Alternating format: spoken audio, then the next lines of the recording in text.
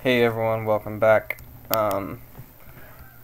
Today I'm going to implement the decrement indices function. So remember what this function is going to do is using the list of integers, which is indices, subtract 1 from the corresponding indices in counts, which is represented with a key value pair where the key is an index, and return the new counts. So one thing that I want to make clear before I go into this is how the entire function is going to finish, because that functionality is actually is done and it's working, but I haven't explained how it actually happens. So the base case here, if null maxes, then footer, when is that going to happen? Well, that's when the return value of trim, the first half of the tuple anyways, that's when that's null. So what does that mean? That means trim returns a empty list here, and that comes from max indices.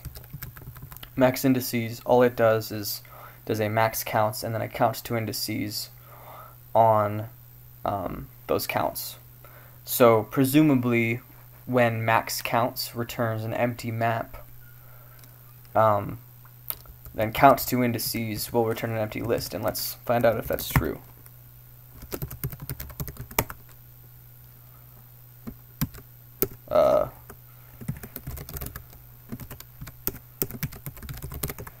It is. Okay, so how do we get max counts to return an empty list? Well, I'm sorry, an empty map. Well, that's when the actual map is empty. So I guess scratch what I said about this functionality being implemented already. We have to implement it, which means that when we decrement an index, remember that the max count knows nothing about the restriction that these counts have to be positive. All it's doing is folding the function max over the counts. And this could go negative if all I do is decrement indices. So this function is going to have to either decrement an index, or if that index is 1, delete it from the map. So this is another classic fold function where I have a list of integers here, and I want to fold them up into a counts map given this initial value for counts.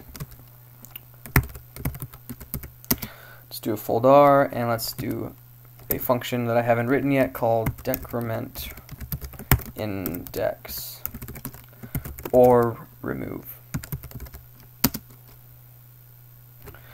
And this takes the accumulator as the next argument after the function. So if I simply change the order of these two functions, then I can express this much more nicely as a higher order function by just deleting the parameters from either end. So I'm going to do that now.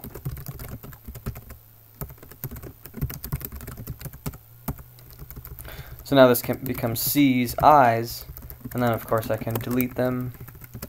Let's try compiling, not in scope.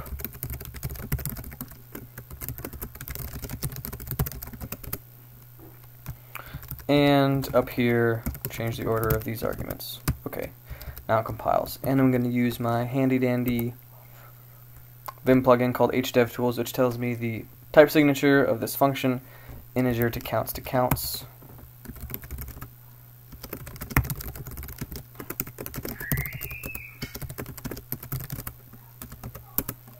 Okay, so this function is going to have to do logic where if if that integer is, or if that, I guess this is an index, isn't it? Oh, I didn't type def that. I'm just gonna leave it as integer. So n counts.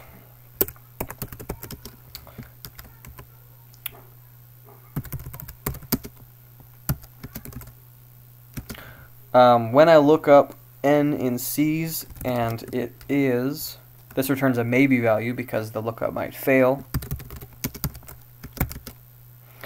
when it's just n, then I want to transform my map by deleting this index entirely.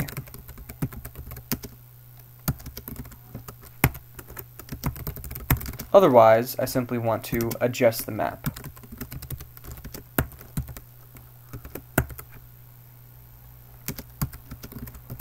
Try compiling. Okay, and we get a super fun error message here. No instance for num count to count arising from use of syntactic negation. Okay, so unfortunately, you can see if I change this to a +1, it compiles just fine. That's because when I do +1 like this, it's just syntactic sugar for a section. You know, val +1. That's all that means. However, the minus is sort of overloaded. There are actually two functions from the prelude that minus could mean depending on the context. It could either mean the minus function or a function called negate, which you can see is a unary function. So we can see that the type of the section +1 takes an additional integer before returning an integer, and the type of the section -1 is just itself an integer. So it kind of has to be that way. I mean, how else would you represent negative numbers? You would have to literally type out negate 1.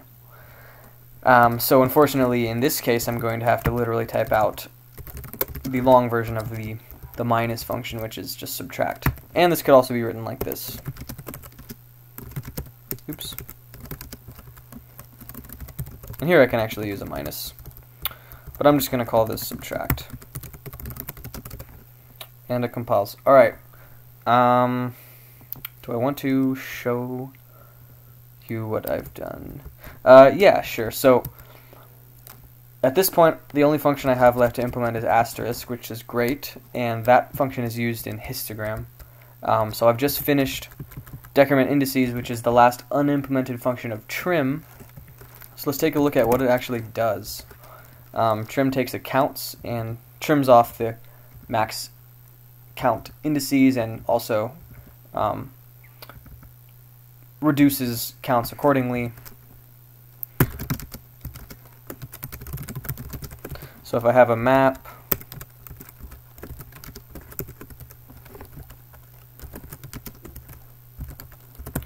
with 1 1, 5 5s, and 5 10s, and I call trim on it, what I would expect is the indices 5, 10 to be returned in the first half of the tuple, and in the second part I would expect the same list except with the counts of 5 and 10 reduced to 4. And that is interesting.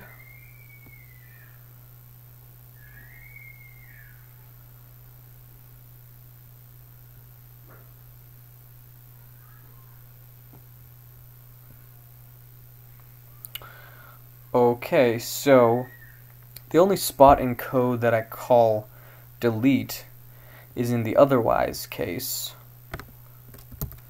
No, I'm sorry, in the just n case. So this is kind of funny.